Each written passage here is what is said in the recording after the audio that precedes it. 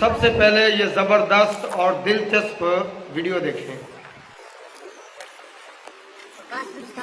Start کتنی؟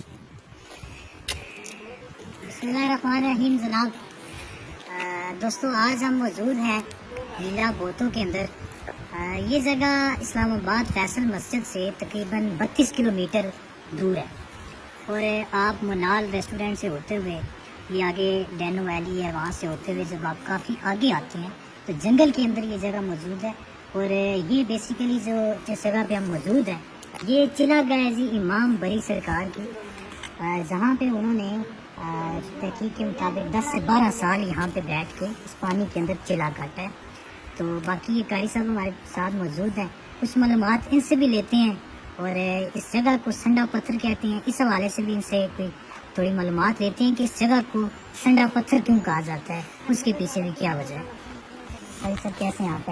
جی الحمدللہ۔ سر تھوڑا سا اس جگہ کے بارے میں اگر آپ لوگوں کو تعارف کروا دیں۔ بسم اللہ الرحمن الرحیم۔ پہلے نمبر پر بات یہ ہے کہ آپ کا شکریہ کہ آپ احباب تشریف لائے ہیں اور اپنی علمی وساطت کو سمجھتے ہوئے اور اپنے علم اضافے کے لیے اس جگہ کا وزٹ آپ نے کیا۔ اللہ تعالیٰ نیک لوگوں کے مقدس مقامات پر آنے کی برکات جو ہے وہ اللہ آپ کو عطا فرمائے۔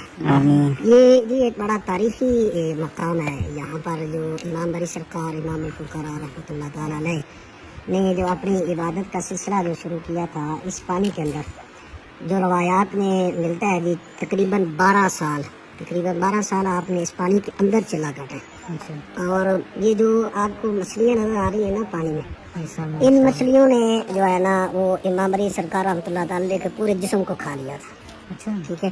اور یہاں پر ایک خاص بات جو ہے نا جو بڑی مشہور ہے امام بری سرکار رحمۃ اللہ تعالیٰ کی کرامت، ان کے ولیوں کی کرامت ہوتی ہے، وہ بڑی مشہور ہے، جس کو سنڈا پتھر کہتے ہیں، ٹھیک ہے نا جی۔ وہ امام علی سرکار رحمۃ اللہ تعالیٰ علیہ نے جب یہاں پہ پانی میں چلا کاٹا نا تو آپ کے پورے جسم کو مچھلیوں نے کھا لیا۔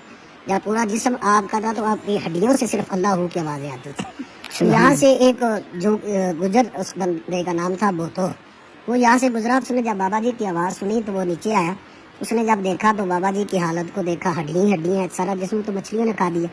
تو پھر جو ہے اس نے بابا جی کو اٹھایا اور یہاں سے اٹھا کر اوپر جہاں پر بابا جی کا تخت ہے اور اس کے نیچے پھر ایک کمرہ ہے، غار تھی اس وقت تو یہ پہاڑ تھا، اب تو زائرین نے اور عقیدت مندوں نے وہاں پر پتھر وغیرہ لگا کے ٹائلیں لگا کے بڑا اچھا کمرہ بنا دیا ہے، اور وہاں پہ اب اگربتیاں وغیرہ لگتی ہیں اور وہاں پہ آ کر لوگ نوافل پڑھتے ہیں، کیونکہ یہ اللہ کا حکم بھی ہے کہ جہاں پر اللہ کے ولیوں کے قدم لگ جاتے ہیں اللہ کہتا ہے یہ میری نشانیوں میں سے نشانی ہے، اور وہ من یعظم شعائر اللہ، جو نشانیوں کا احترام کرتا ہے اللہ اس کو بڑی رحمت عطا فرماتا ہے۔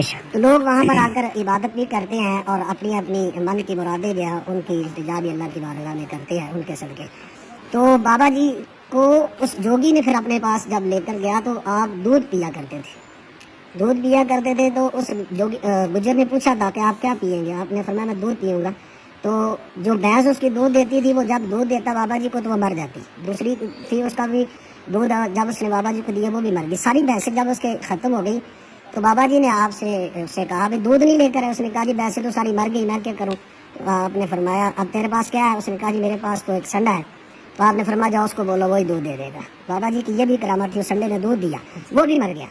اب یہ ساری جو اس کی بھینسیں جب مر گئی نا تو بابا جی نے اس کو کہا اچھا اب کیا کرنا ہے جی؟ کیا میں کیا کر سکتا ہوں جی؟ ساری بھینسیں تو مر گئی۔ آپ نے فرمایا جاؤ وہاں پر جہاں پر میں نے چلا کاٹا ہے تو وہاں پر اپنی بھینسوں کے نام لے کر چلتے آنا، وہ ایک بھینس کا نام لیتے ہیں اور وہ تمہاری پیچھے آتی جائے گی، لیکن پیچھے مڑ کر نہیں دیکھنا۔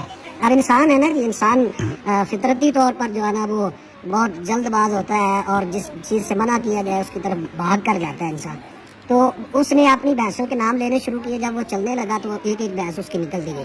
اب جب ایک بھینس اس کی نکل دی، آخری جو سنڈا تھا نا تو وہ بے صبرا سا ہو گیا، وہ اس نے پیچھے مڑ کر جب دیکھا تو وہ سنڈا جو ہے نا وہ سامنے پتھر ہے جی، وہ سنڈا پتھر ہو گیا جی۔ تو بابا جی اس پانی سے نکلتی تھی، یہ اس پانی سے اسی سے نکلی، اور یہ سنڈا جو ہے نا یہ پتھر ہوا جا کے۔ بابا جی کی یہ ایک بہت بڑی کرامت ہے، یہ جو پتھر ہے نا یہ سنڈا پتھر ہے، ٹھیک ہے۔ وہ آگے نکل رہا تھا، آگے اس کا چہرہ ہے اور یہ پیچھے اس کی پیٹھ جا رہا ہے، یہ سارا اس کا جسم ہے۔ تو بابا جی نے اس کو کہا کہ تمہیں میں نے کہا تھا کہ پیچھے نہیں دیکھنا، تو تم نے دیکھا تو اب وہ پتھر ہو گیا۔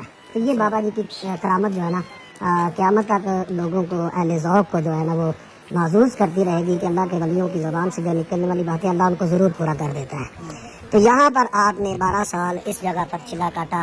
ان مچھلیوں کو پکڑنے کا حکم نہیں. جو مچھلیوں کو پکڑتا ہے چوری چوٹے بھی اگر پکڑتا ہے نا تو اس کے گھر میں کسی نہ کسی طرح کا جو ہے نا وہ عذاب آ جاتا ہے, پریشانیاں آ جاتی ہیں. یہاں کے لوگوں کی آزمائی ہوئی باتیں ہیں.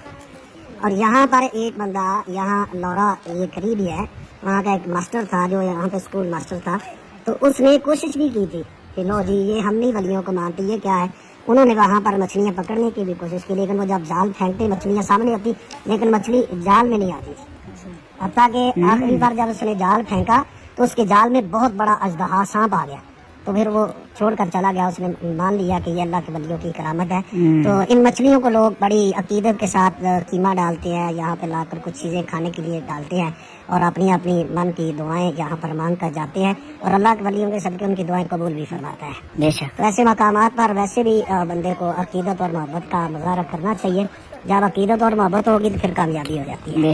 جو ویسے لوگ آتے ہیں تو یہ یہاں پہ ان کے لیے وہ لے کے آتے ہیں خوراک وغیرہ, ان کے لیے خوراکیں لے کر آتی ہیں. کافی لوگ تو منوں کے حساب سے یہاں پہ قیمہ لے کر آتے ہیں, ان کو ڈالتے ہیں. یہاں پہ مچھلیاں ہیں, وہ پیچھے ٹرن ہے وہاں پر بھی مچھلیاں ہیں, اور یہ جہاں پر آپ کا وہ تخت مبارک ہے اس کے سامنے بھی مچھلیاں ہیں. ان کو لوگ مچھلیاں ڈالتے ہیں, بسکٹ ڈالتے ہیں, بسکٹ ڈالتے ہیں, روٹی ڈالتے ہیں, اور بیکری کا وہ بریڈ وغیرہ لے کر آتے ہیں. جو بھی ہو وہ یہ مچھلیاں کھا جاتی ہیں جو ان کے کھانے والی چیزیں ہوتی ہیں. تو لنگر لوگ اپنی عقیدت سے لے کر آتے ہیں. چاول بھی. شکاری صاحب یہ کتنا عرصہ گزر چکا ہے یہ سارے معاملات کا؟ جی ہمیں تو اپنی ہوش میں جو ہم نے سنا ہے تقریباً 60 سال تو ہو گئے ہیں تقریباً یہاں پہ عرس مبارک ہوتے ہوئے. 60 سال تو ہو گئے یہاں پر. یہ لوگ جس کو میلے کا نام. اچھا دوستو, آپ نے ان کے کرتوت دیکھے, پھر کہتے ہیں کہ بھابی گالاں کٹ دے. یہ کہانیاں دیکھیں. ایک بندہ جو اتنا عرصہ اتنے سال پانی میں کھڑا رہا ہے, چلا کرتا رہا ہے, اس کی نماز کہاں گئی, اس کے بیوی بچوں کے حقوق کہاں گئے. تو اس طرح اصل میں ان لوگوں نے اس طرح کہانیاں بنائی ہیں, اس طرح کے جھوٹ بولے ہیں, لمبی چھوڑی ہیں. تو شاید ہندو کے جو جوتشی ہوتے ہیں نا, ہندوؤں کے جو ان کے پنڈت ہوتے ہیں, تو وہ بھی اتنی لمبی نہیں چھوڑ سکتے جتنی یہ مولوی چھوڑتے ہیں. کس طرح آپ اندازہ لگائیں. یہ لوگ اس طرح کی کہانیاں بناتے ہیں. مثلا جو سلطان باؤ رحمہ اللہ, انہوں نے جو وٹاؤنی کر کے بٹا پھینکا تو وہاں سونا اگ پڑا. اچھا جی, اس کے بعد ایک بزرگ تھے, وہ کسی یعنی ولایت کا یہ مقام ہے کہ کسی نامحرم لڑکی کے عاشق بن گئے. تو یہ اصل میں بزرگوں کے دشمن ہیں. یہ بزرگوں کی کہانیاں ان کی طرف منسوب کرتے ہیں. جو صحیح اولیاء اللہ ہیں تو ان کو یہ لوگ بدنام کرتے ہیں, کیونکہ صحیح اولیاء اللہ وہ لوگوں کو تبلیغ کرتے تھے. جو ان کے پاس دین تھا وہ آگے پہنچاتے تھے. تو اس لیے ہم کہتے ہیں خدا را بس کر دو, بس کر دو. کب تک عوام کو بے وقوف اور جاہل اور اس طرح پھدو بنا کے رکھو گے. تو اس لیے یہ لوگ دین کے نام پر دھبا ہیں, اور اس طرح یہ لوگ بزرگوں کے گستاخ ہیں, اور یہ لوگ اولیاء اللہ کے دشمن ہیں. اولیاء اللہ کی صحیح تعلیمات لوگوں تک نہیں پہنچنے دیتے, اور عوام بھی ان کے چکر میں اس طرح آ جاتی ہے کہ جس طرح کے آپ سوچ بھی نہیں سکتے کس حد تک وہ لوگ جا سکتے ہیں.